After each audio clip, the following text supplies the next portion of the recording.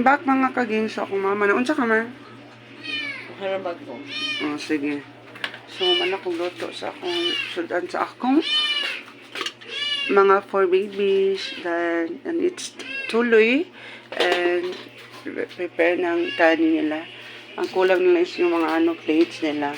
Hugasan ko pa dito at sasabunan kasi para hindi sila magkasakit. Kasi nagkasakit na yung papi ko.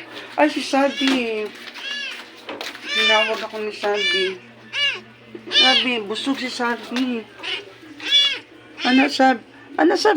Ay, ayaw. Tuyo nakigot ka. Anak. Anak Sab. Anak.